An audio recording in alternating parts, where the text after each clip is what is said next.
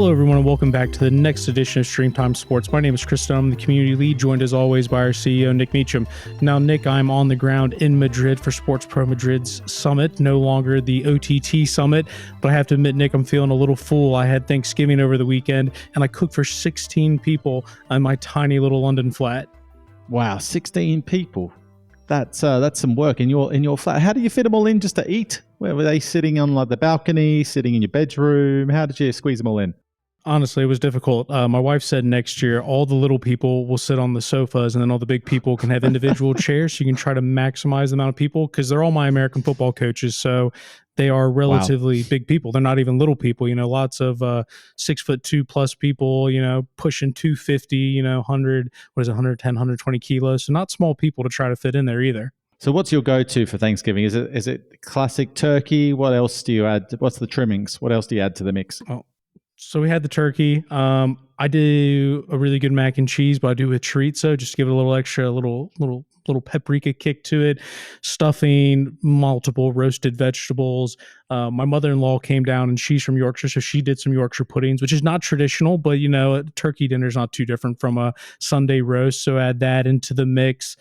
Big old thing of mashed potatoes. Everything's just covered in butter and cream, so not healthy by any means. And then just a lot of beer and wine to wash it all down. I remember when I spoke to you beforehand, you were buying a turkey that would feed quite a sizable number. I think it was around 20 or so. Did that deliver? Was that enough for all those big people to feed all those mouths? Did you get there? It did. It did feed everybody, thankfully. It also helped one of my coaches she likes to bake. So she brought over 2 pecan pies, 2 cheesecakes, and probably about 20, brownies. So like I said, wow. Americans have never been short of providing food for people. That's for sure. I mean, I got my chance to almost celebrated Thanksgiving, although more celebrating by the fact that my kids were at home because they're now going to an American school. So I have to follow the guises of the American holiday system now, which is quite an interesting thing. And so my kids haven't had to come home, which kids are only a few years old, telling me they had to tell me what they're thankful for.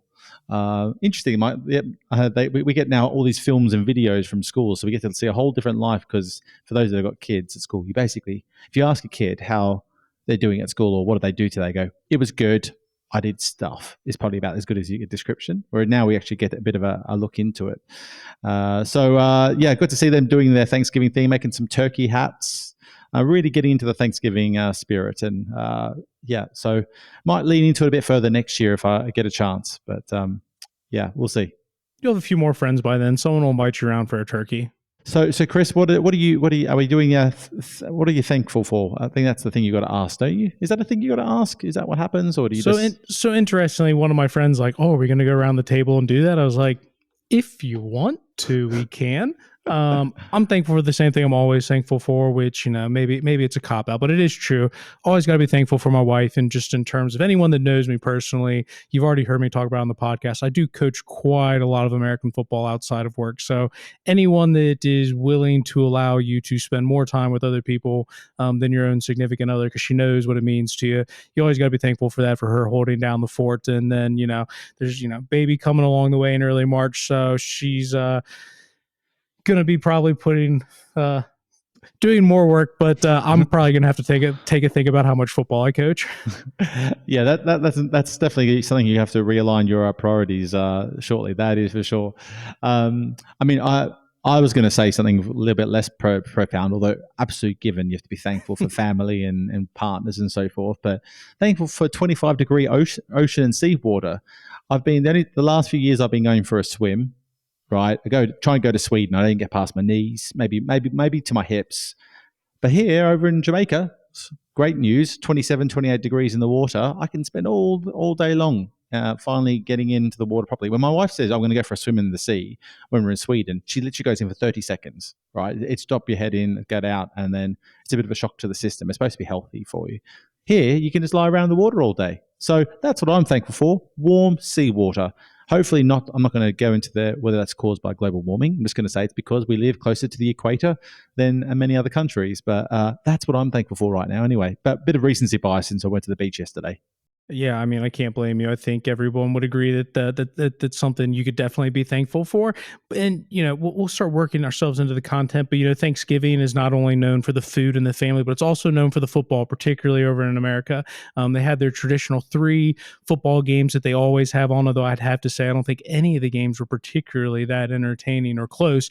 But we did have something new this year, which was the first Black Friday game being hosted by Amazon. So we've always talked about Amazon is very specific about the kind of packages it seems to take on. But Nick, what do you think about this one? It's too easy for them to put this together, right? It is really built for them, isn't it? It seems like an absolute no-brainer. Quick question for you: Black Friday, is it always the day after Thanksgiving? Yes. Yeah, so it's equivalent of basically Boxing Day for Christmas, right? Because in Australia, I remember growing up, and Boxing Day sales were the biggest single day for sales. It seems to be Black Friday plays that role there. Look, it's milk for them, and that gives 2 bites of the cherry for Amazon to absolutely own people's attention. The core US audience, in terms of Thursday night football they normally own, and then they have now Black Friday as well.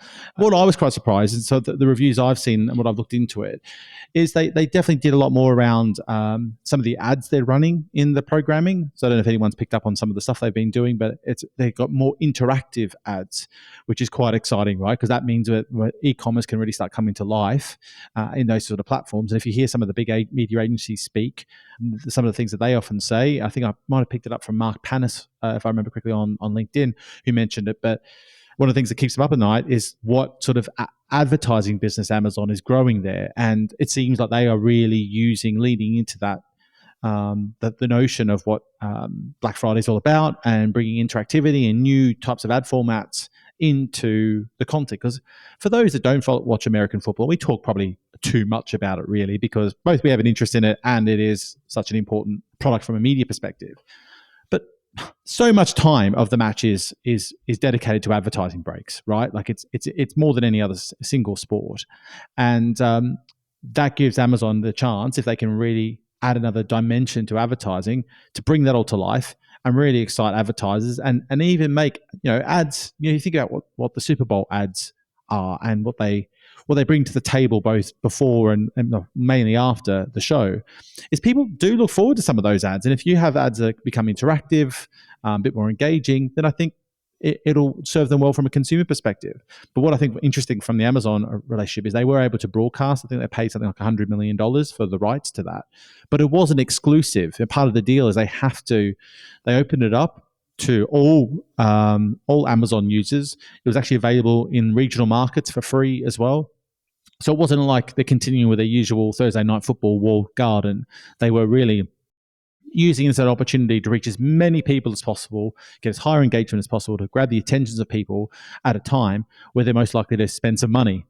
And again, it's almost too obvious, right? But it makes such a load of sense. Be interesting to see whether, when I talked to Marie Donahue at New York, one of the things she did say is they're really afraid of disrupting the user experience at the expense of leaning into e-commerce too heavily. So I didn't get to see it personally, but it doesn't sound like they went too crazy on that front, even though she did make signs that they would make more moves that way anyway.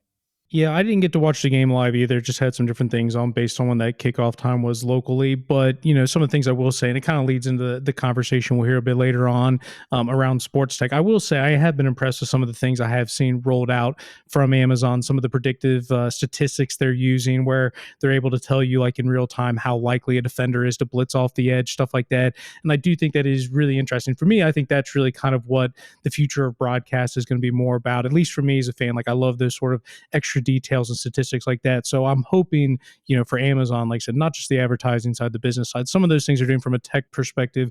I think they call it their X-ray technology and things like that is really interesting, where I kind of think broadcast is probably headed in the future anyways. Well, historically, because we haven't had the ability to go so deep on data, knowing data about statistics, about things that have happened at different times, almost the NFL became a bit of not a laughing stock, but like you just start to see in US sports, it's the first time ever that someone's kicked a field goal with 17 seconds left on the clock with one timeout remaining and the wind blowing in this direction, which is nice, but it doesn't really give you a lot, right? Actually, of real tangible insight to go, I've actually learned something there. And your example there is a great example of what finally that whole data piece can be. It's actually, I've actually learned something about the way this team or that player's approaching their role, and keep an eye out for something during the game. That's not really been on the cards really in such real-time behavior. There's been some things that do a little bit of it, but it's exciting to see how far that goes. Yeah, well, Nick, like I said, I'm in Madrid. It is Sports Pro Madrid. Arguably our biggest event of the year. Whether you want to argue about whether it's between this or Sports Pro Live, they're probably bigger in their own separate ways. But Sports Pro Madrid has become a real tentpole moment for us. So with the event coming up, obviously you're going to be in Jamaica. You're not going to be able to join us for the first time ever for this. But is there anything in particular you're looking forward to? Sessions that you'll want to come back and tune into, or any sort of maybe trends you think might come up over the next few days while I'm out here? Yeah, I mean, I haven't told the team yet, but I'm looking for a pirated feed as we speak to get set up to get up and watch. About piracy here, Nick. Gosh, whoops, I've said the wrong thing. No, look, I'm absolutely gutted I can't be there. It's the first time I've not been at that event, and I've only missed one other event ever, and that was around the COVID times where we had our event in Singapore. So absolutely gutted. It's my favorite event of the year because there's so many different layers to it. It's much more. It's a real community feel, that event, even though it's nearly 1,000 people who are going to be in attendance. So look, definitely gutted I can't be there. I mean, you're right from from day one. You're going to see some pretty interesting conversation. You and I have discussed pretty recently what's happening from European football, and to have Javier Tebas, who's now currently the ex-president, but to be voted in as the president again, who's only just stepped down in that role a couple of days ago, to get his take. And he's always never afraid of holding back on his thoughts on how the sport's run. And then following that with Ben Morel, who's the CEO of Ligue 1, the LFP, on what's happening on the French football side, where they've got plenty of challenges themselves. I mean, what a way to start the event in terms of getting a look at what's happening on a media rights perspective, and indeed what's happening across European football. So that's probably a really good way to start off. Then you've got, Shai Sergeyev, the CEO of DAZN, who I'm really interested to hear from now, and seeing where they're up to in terms of whether or not they're on track for their profitability goals that they've been very vocal about. And obviously the move they made around women's sports and that pivot they've made to step away from putting all their rights sort of behind the paywall, the majority of them. So yeah, lots of good stuff in there. What about you? Anything stand out for you? Who were you on stage with?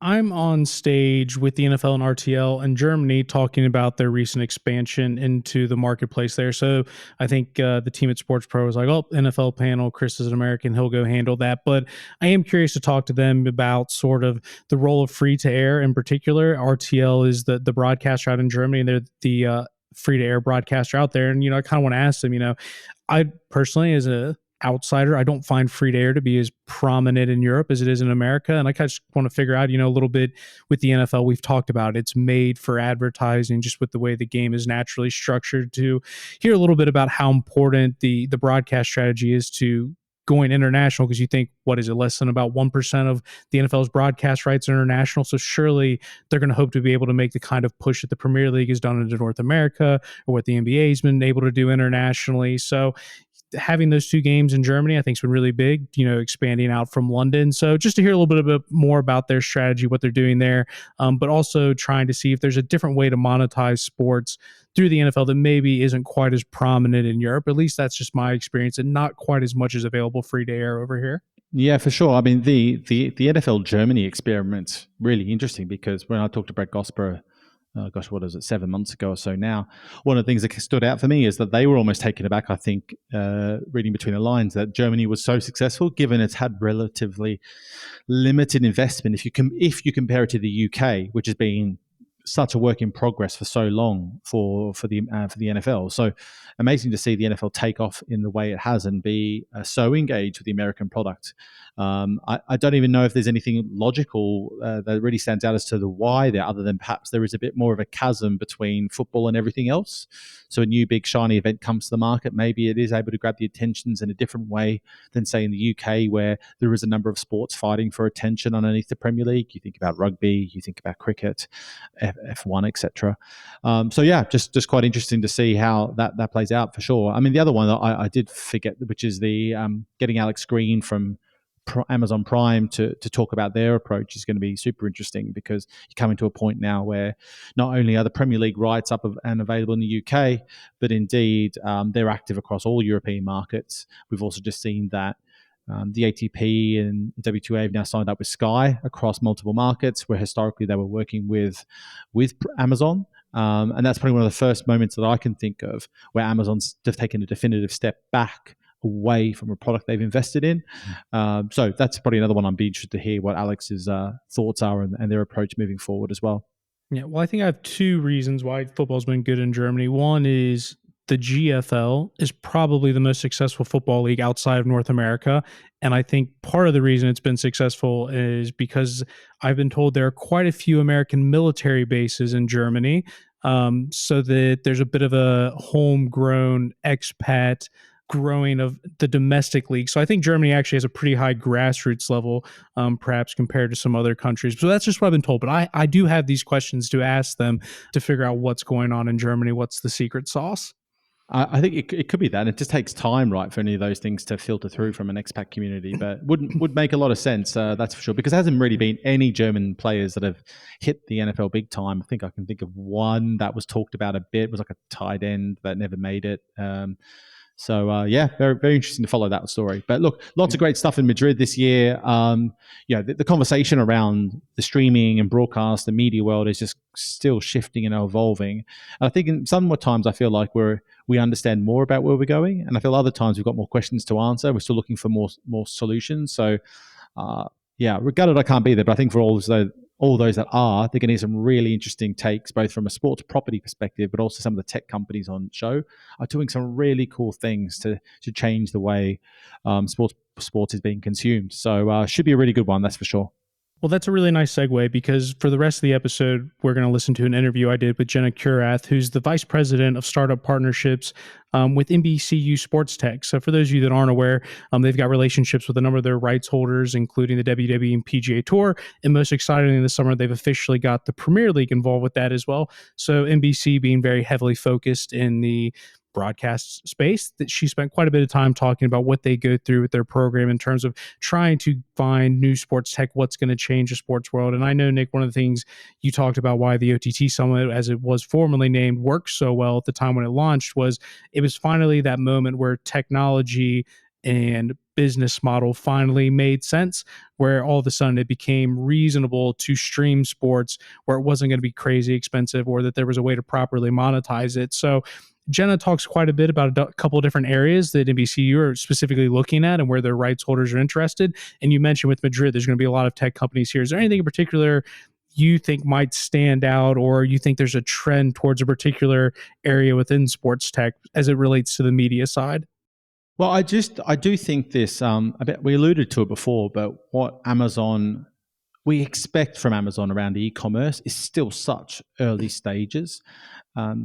And I think there's good reason for that. But if people can start bringing that and filtering that sort of e-commerce concept, and I know some great companies that do offer those sort of solutions. Aura is one of them that I know are on stage at one stage during the event that can lean into e-commerce quite heavily. Obviously, Fanatics is someone who are leaning into some of that activity, and there's a bunch of other businesses that offer varying levels of that engagement and turning a user into someone that can interact with the consumption and purchase, or just drive up revenue. Because ultimately, the reason Amazon's able to invest into their sports rights so heavily is because they don't just need advertising subscription sales to justify the investment.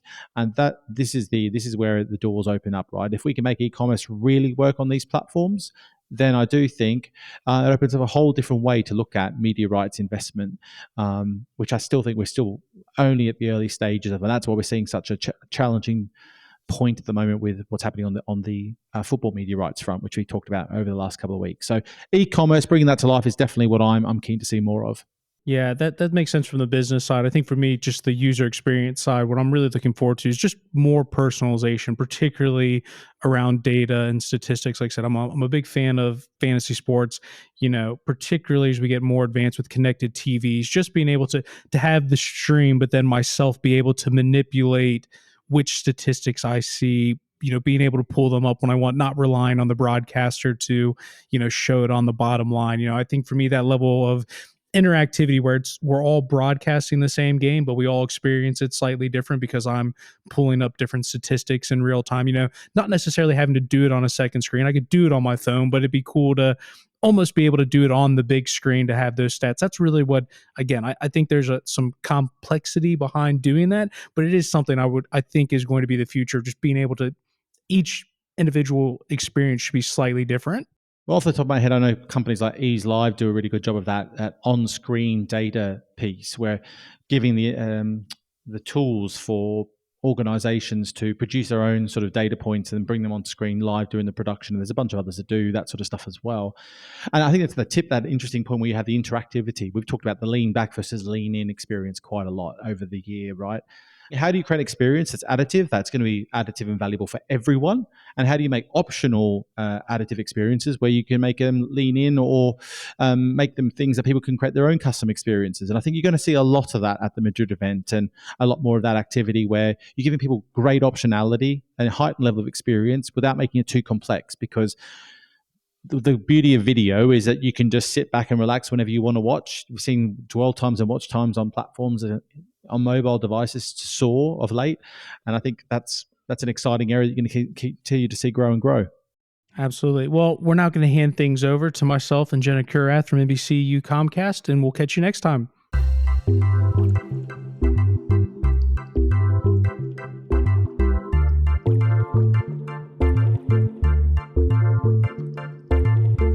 Welcome back to the next session of Ignition. My name is Chris Stone. I'm the community lead at Sports Pro Media, and I'm joined by our guest, Jenna Curath, who is the Vice President of Startup Development and Head of Comcast NBCU SportsTech. Thank you for joining us today, Jenna. I'm going to go ahead and jump straight into this. What is Comcast NBC Universal SportsTech? And perhaps tell us a little bit about how you're approaching the innovation space and how you differ yourself from other accelerators and incubators within the sports tech ecosystem. Absolutely. So thank you. A pleasure to be here. Comcast NBCU SportsTech is really a tangible way for us to stay on the forefront of bringing about new, more immersive fan experiences. And we do that because we invest in 10 startups each year. We have specifically chosen them because we see that their technology can be more immersive, can bring fans closer to the action. And we want to test and pilot that. It really keeps us pushing past the status quo in our sports products and experiences. And it gives us an opportunity to keep that entrepreneurial spirit alive within our company.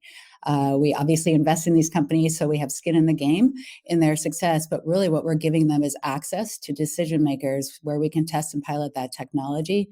If it's valuable enough to our business, then we're willing to pay for it. That gives them the real confidence that they have sustainable market fit, and then it de-risks that initial investment.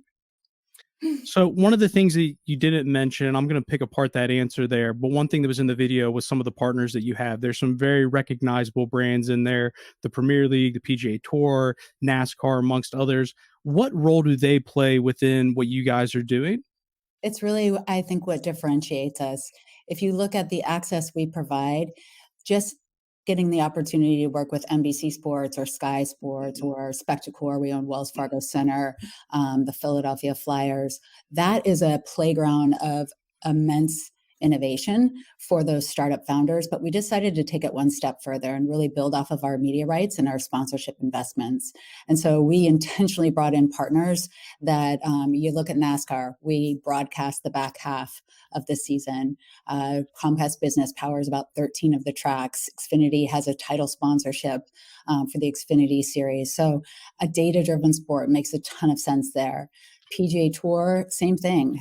You don't have a 24/7 dedicated channel to golf and not have a deep relationship with PGA Tour. And so we work closely with them from an NBC production standpoint to bring every shot live.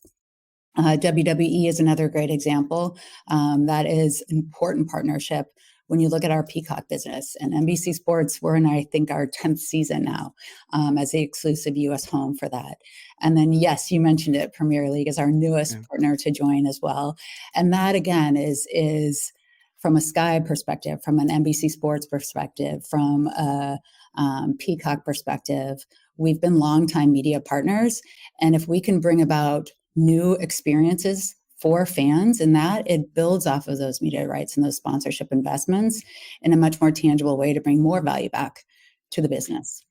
Yeah, and again, I'm going to keep pulling this all apart. The Premier League in particular, I kind of want to highlight because it is kind of the big recent announcement, and you went through the relationship with some of those rights holders. Those are long-term relationships, and it's not as if the Premier League is necessarily a short-term relationship. You've been working with them for quite a few years now, but perhaps maybe from your perspective, speaking with them, why was this now the time that they were ready to take that step? Because I think as an outsider looking in, all of the organizations you mentioned, the WWE, the PGA Tour, NASCAR, are quite renowned for being very innovative in the way they're going about their broadcast technology. There's Scott Gutterman at the PGA Tour, is one of my close favorites who I love. And, I'm always following the innovation they're doing. What was it that maybe perhaps got the Premier League to this point, despite the fact that you guys have had a longer term relationship? Why was 2023 the time? So I think I'll give you a behind the scenes perspective. So Alex Willis, she came from Wimbledon. She's newer to PGA Tour, but brought in intentionally to really build new immersive fan experiences and build off of their digital platforms. So if you look at what she did at Wimbledon, that was a longstanding partnership with IBM. And that was really to bring analytics and a new level of data that was immersive and allowed you to see, whether the line call was in or out, and some of the stats, side-by-side player stats.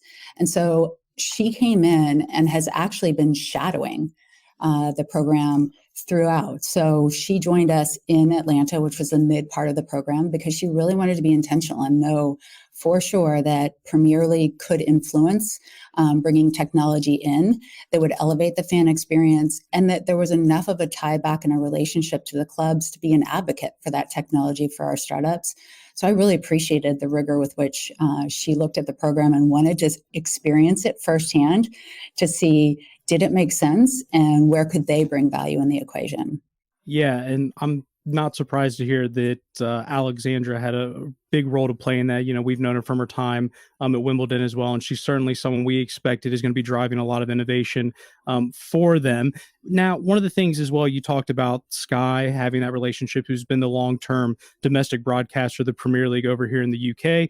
Sky is a part of the broader Comcast family. So something that I'm of interest, and you're seeing more and more of this, there's the Comcast relationship between NBC and Sky. There's the different mergers that have been going on with Warner Media, where they're now having sort of transatlantic ties.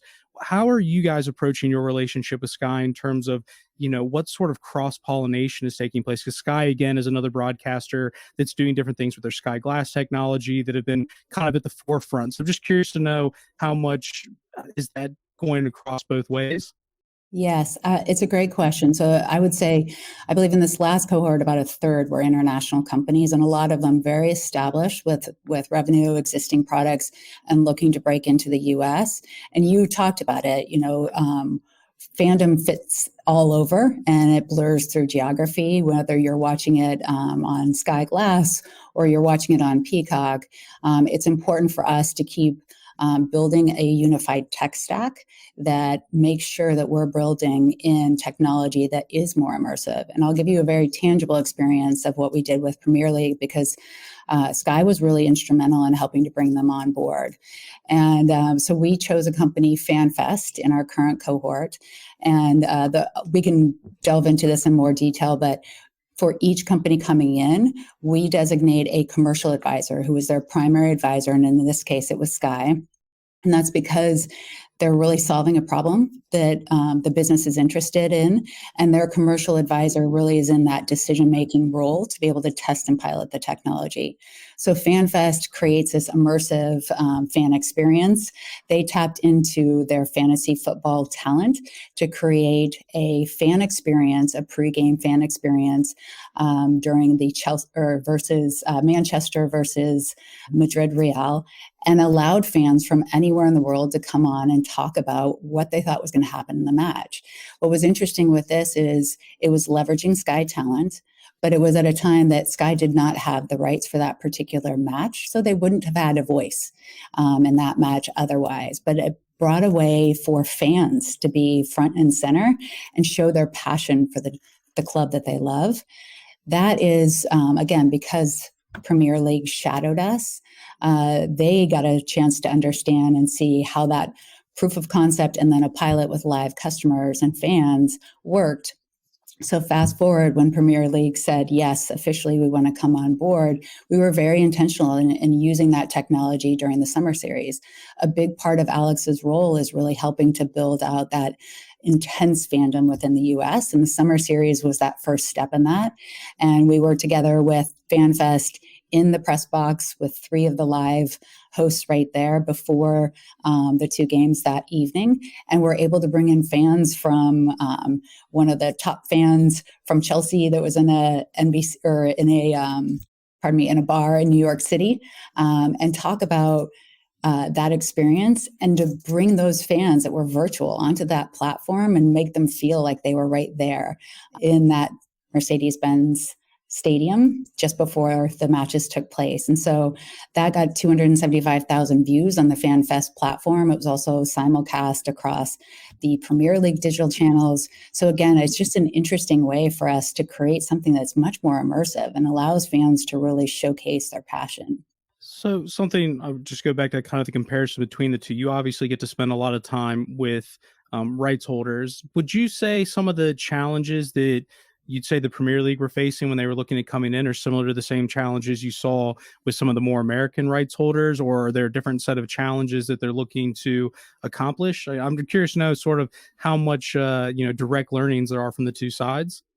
You would be surprised. I think this is also part of the secret sauce is, as a founder, it's not easy to break into the sports ecosystem by any means.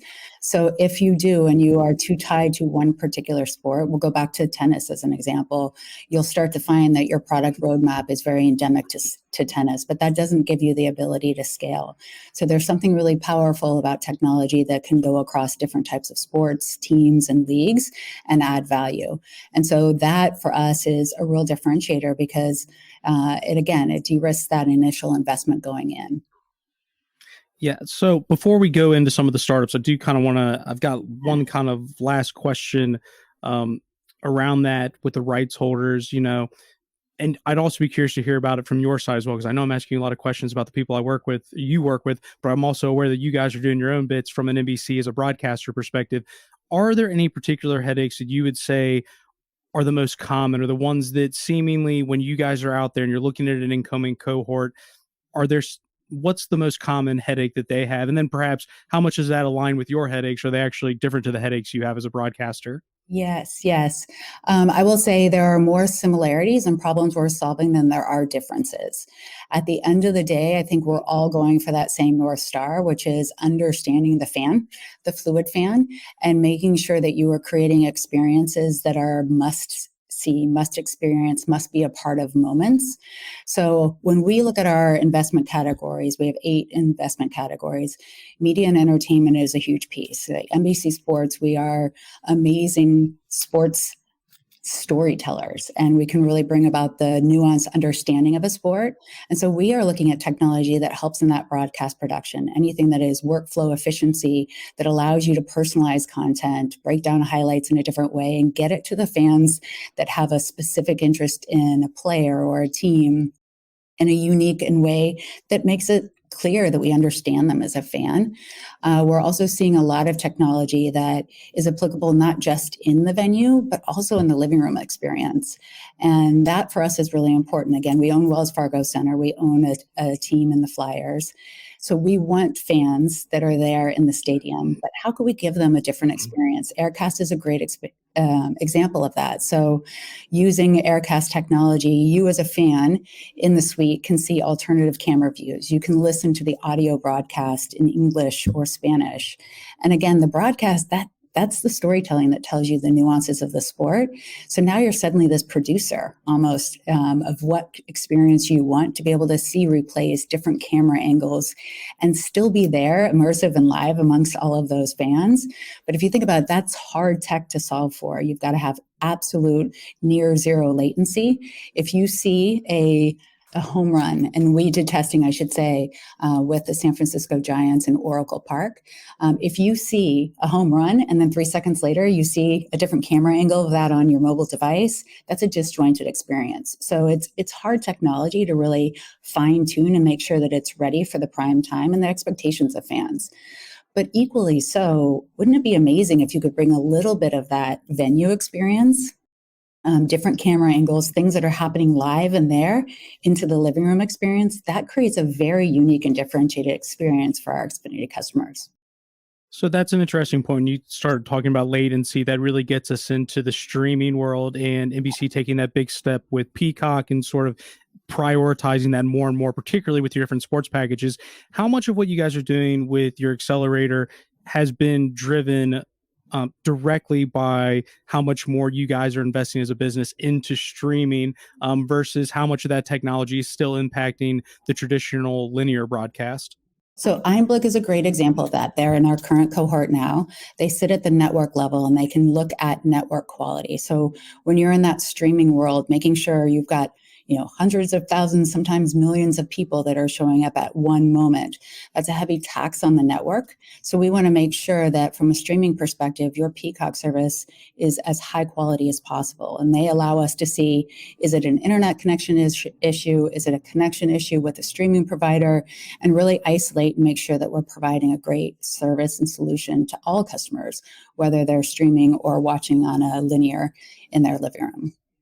Well, I can let you know, even though I'm based in London, I don't get the joys of watching the 3 p.m. kickoff, which is notorious over here in the UK. I was home for a holiday the other week, and I did enjoy NBC Peacock being able to watch whatever game that I wanted to. So I can assure you my video quality was lovely, no issues. So you've got 2 thumbs up from me on that one. Excellent, excellent. And look, it's right now, fans want to experience what they want to experience, and we want to meet them where they are, whether that is streaming, whether that's in the living room, whether that's in the venue. And so we need to make sure that we're bringing forth technology that makes sure that that is on the level and scale that our fans expect. And that, I think, is a nice segue into actually talking a little bit more about the startup specifically. I'm not going to put you on the spot because even I know for me with Ignition's got 5 pillars. And sometimes if you ask me to list them all off, I'll inevitably forget them. And you've got 8 pillars. So Yes. maybe I won't ask you to go off the top and do all 8 of them, but maybe just give us a bit of an idea as you're looking at that incoming cohort. What are the particular things that you guys are prioritizing, or perhaps working with your partners or being told these are the technologies that we're really prioritizing? You're thinking if there's people tuning into this and they're trying to figure out which way are the market leaders heading, where are your eyes set? I think anything that gets us much, much closer to first-party fan data and insights, really understanding the behavior of fans. And so that gets us to the point where we have troves and troves of content. We have different ways of telling the story. And we have audiences that like short clips and they just want to be quickly updated on things, versus you have fans that want to really dive in and understand every nuance of a sport. And we have to reach those fans and serve them in very different ways. So the more we understand the fan at the end of the day, that's really important. So personalization, being able to use technology that allows us to quickly repackage stories, get that on digital channels, or just make sure that it's we're understanding the fan coming into the stadium as well. So I would say anything that is digital first fans helps us immensely. So that's a huge piece. Another that we're looking at is, again, it's how do we improve the broadcasting storytelling experience with more valid data and insights to give you context of the awe of what you're watching of these athletes. And a lot of that comes down to skeletal tracking, but quickly being able to translate that into how high off the vault was that particular gymnast. It's that contextual data that really gives you a deeper, richer understanding of the sport. So you would just say from what you guys are experiencing in terms of the data that you're getting back from your viewers, and I'm not surprised by this because I'm a huge fantasy sports fan. So I'm trying to get as much data as possible. That's something that you guys think is going to become more prevalent, more visualizations, more augmented reality in terms of just bringing that viewing experience just a little bit deeper. Is that kind of what I'm getting from that? Absolutely. And I think augmented reality is another interesting place too. It's you look at being in the venue. Sometimes that's not the greatest experience. If you're in a tournament, I think they're not in our portfolio, but Quintar is a great example of that, working with PGA Tour and Scott Gunnerman and that team. You love seeing the shot trails, right? You love seeing the distance to the pin. A lot of that contextual pieces you don't get when you're in the tournament, but you do when you have a company like Quintar that you're able to hold up your mobile device and see that same sort of a broadcast overlay. Those are the types of companies that we're looking for.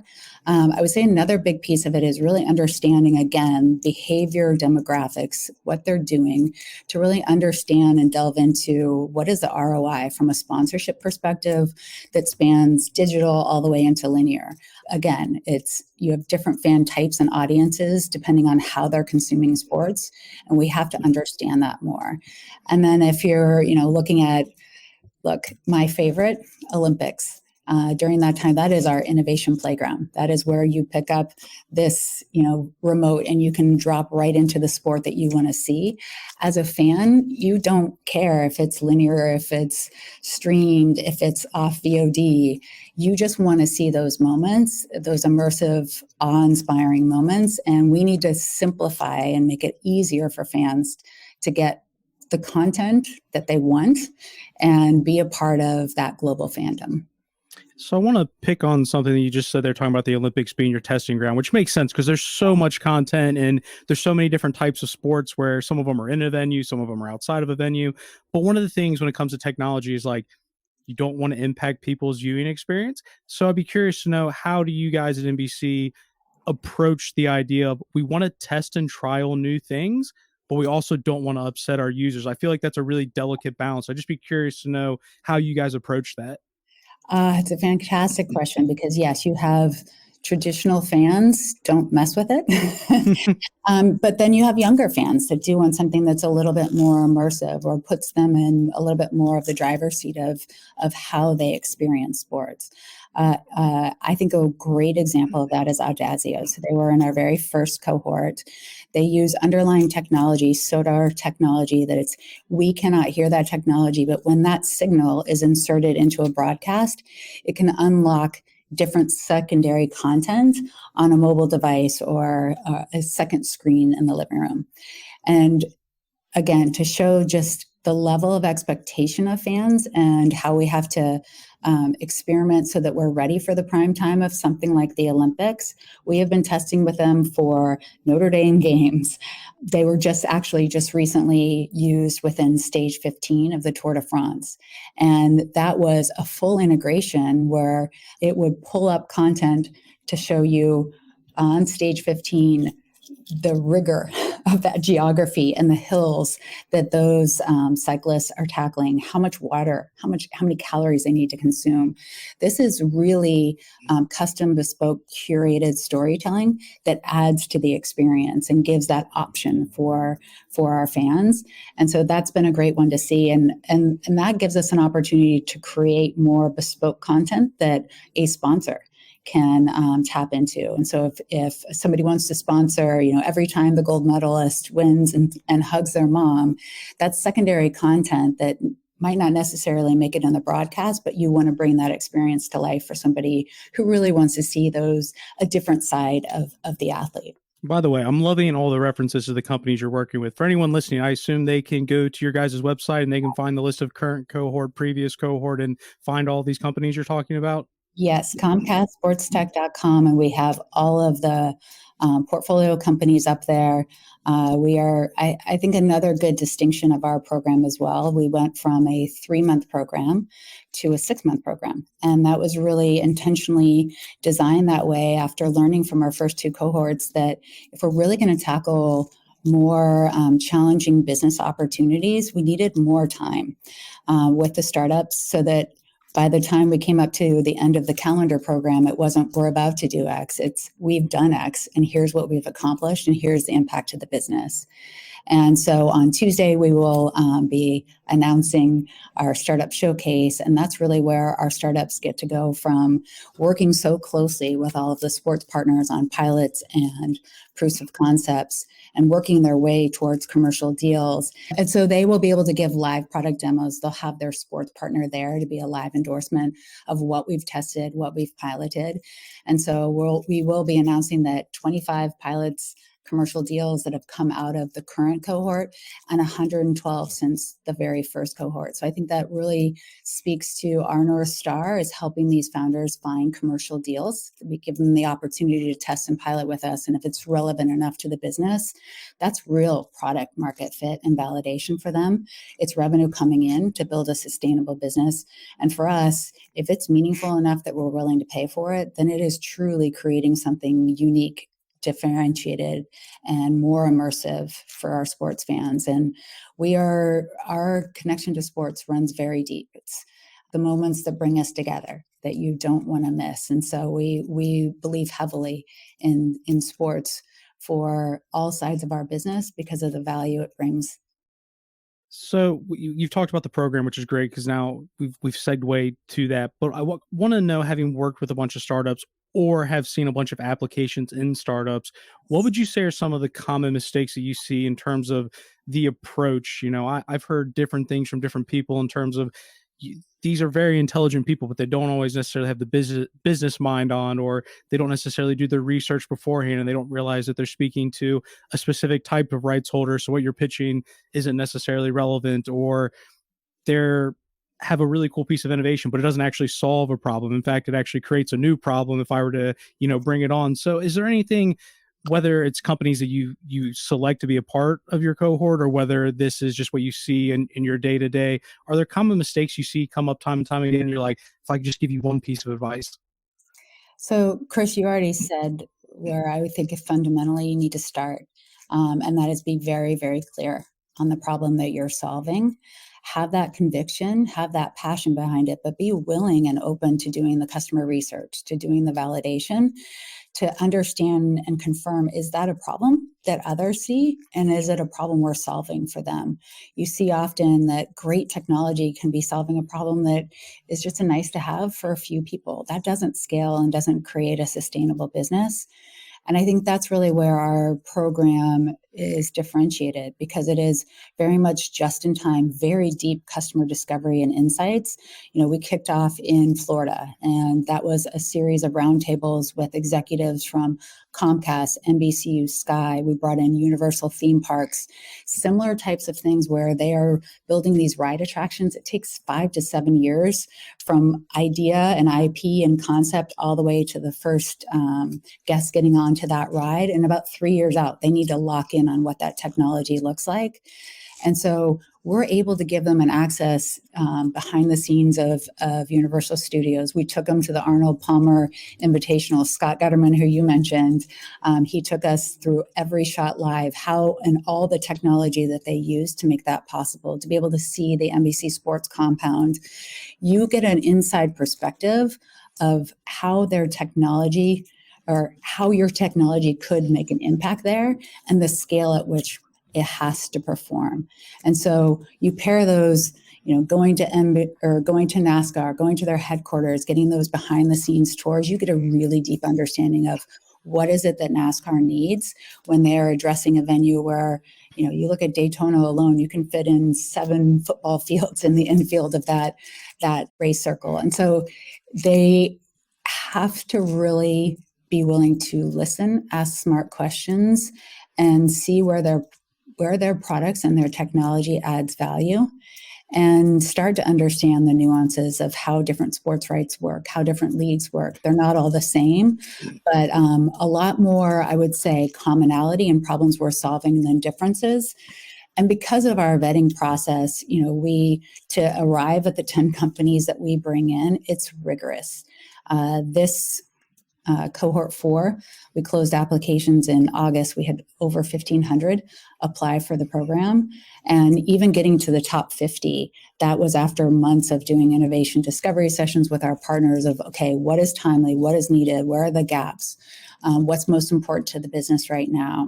And that gets us to the top 50. And for 3 weeks, our sports partners are scoring, reviewing all of the information provided, looking at product demo videos, team videos, things of that nature to really see, is this something that would add value to our business? Would I want to work with this team? Do I want to be a mentor and an advisor to them? That gets us to the top 25. Then we interview all of the founders. And going back to your original question of what are some of the mistakes made, a lot of times things will come off on the paper in a pitch deck that is very impressive, but it really ultimately comes down to our belief is that the founding team that we believe can solve that problem. And so we look for founders that are coachable, that are willing to listen and understand and look at their technology and have a clear conviction in what they're trying to do, but understand that it's got to solve something that is a must-have, not a nice-to-have, if they're really going to succeed.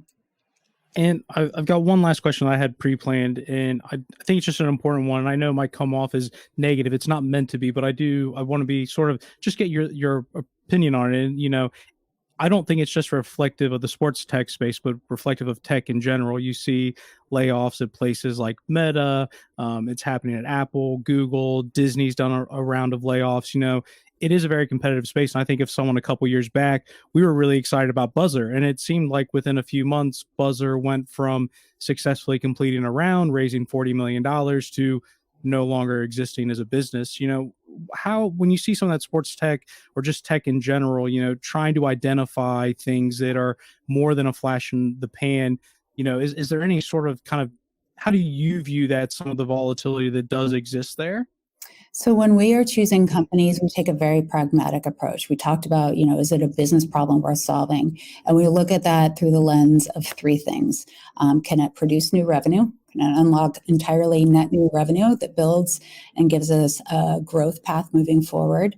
Is there something that can substantially deliver a cost savings, producing across the myriad of sports that we do at the scale and precision that we do is costly. If there are ways to bring technology into that can make that workflow and that production a little bit more efficient, those are things that allow us to free up that talent to cover even more sports. Some of the, the college sports or more women's sports, things that are coming up in popularity with fans. So those are, if it's really unlocking one of those three things, and you've made it to the top 10, which means at least 3 or 4 of the partners in the consortium want to work with you because you're solving something that they have been challenged with before.